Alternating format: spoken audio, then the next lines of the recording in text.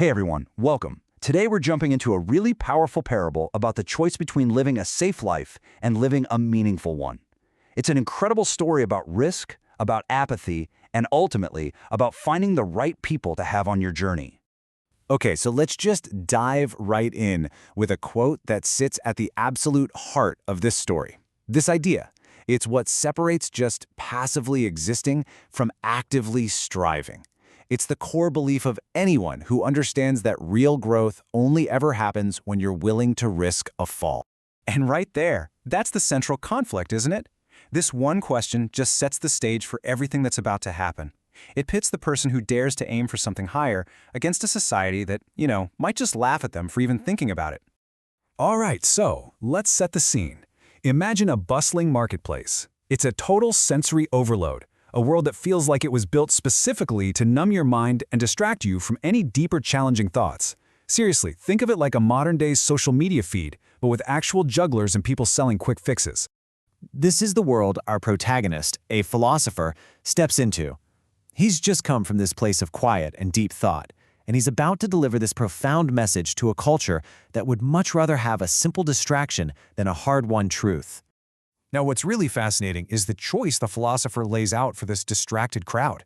See, he doesn't offer them another simple trick or an easy answer. He offers them two completely different visions for what a human life can actually be.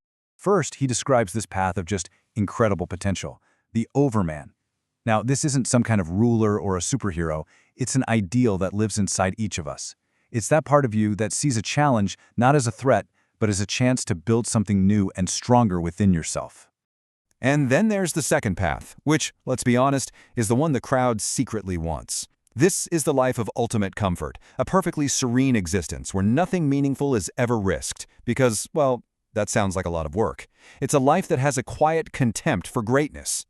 And when you put them side by side like this, the choice is just crystal clear.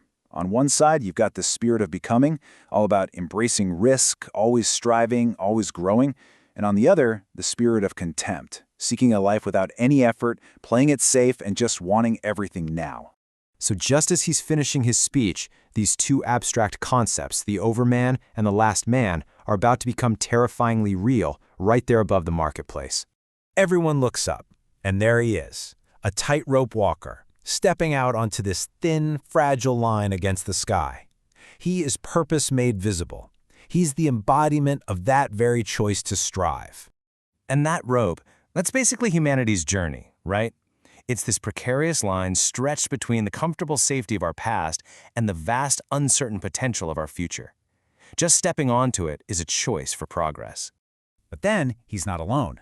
Another figure appears, a sneering jester. And this isn't just some random clown. He is the voice of the last man made real. He is that cynical voice of doubt, and his whole purpose is to mock and tear down anyone who dares to climb higher. And the poison works. The jester's taunts hit their mark. The walker's courage is pierced, his concentration shatters, and for one critical second, his balance starts to go. And just like that, he falls. The walker loses his footing, and his brave journey across the wire is cut tragically short as he plunges toward the marketplace below. But here's the thing. The fall itself, that's not the real tragedy. No, the most chilling part of this entire story is the reaction, or maybe the lack of reaction, from the crowd that was watching it all happen. I mean, just let that sink in for a moment. Their first thought wasn't for the dying man on the stones. It was annoyance. They were irritated that their afternoon's entertainment had been disrupted. His life and death were just an inconvenience. You can see just how deep that apathy goes when you break it down. It starts with a reflexive gasp of shock, sure, but that immediately turns into irritation, then just plain boredom, and finally, they just turn and leave. That is the last man mentality in its purest form, a total inability to engage with anything that might disturb their comfort. So, as the last person shuffles away, this profound quiet falls over the square. It's just the philosopher and the fallen walker, the only two who really understood what was at stake. And in that quiet, the philosopher has this life-changing epiphany. He absolutely rejects the idea that the walker was a failure. Not even close. He sees a hero. This man didn't just fall from a rope. He lived. He chose danger. He chose a purpose beyond simple comfort. And by risking everything, he lived more authentically in that one attempt than the entire crowd will in their whole lives. And that's the light bulb moment. That realization sets him free. He finally understands that the message wasn't the problem, the audience was. He can't force people to listen if they're determined to be distracted. So his mission has to change. He's done preaching to the crowd.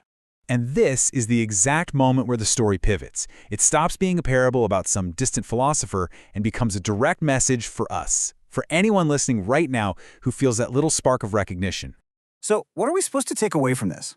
This story isn't meant to make us feel hopeless. It's meant to give us a whole new way of looking at our own lives and our own challenges. It really boils down to 3 key things. First, real authenticity is found in the attempt itself, not just in succeeding safely. Second, the biggest enemy of growth isn't failure. It's a comfortable, numb indifference. And third, and this might be the most important one, stop trying to convert the masses. Instead, find those few other souls who are willing to walk their own tightropes right alongside you. And really, that's what this whole parable leaves us with. It's a final, provocative, and deeply personal challenge. Knowing the risks, knowing the mockers might be there, and knowing that most people will probably just look away, will you walk your own rope?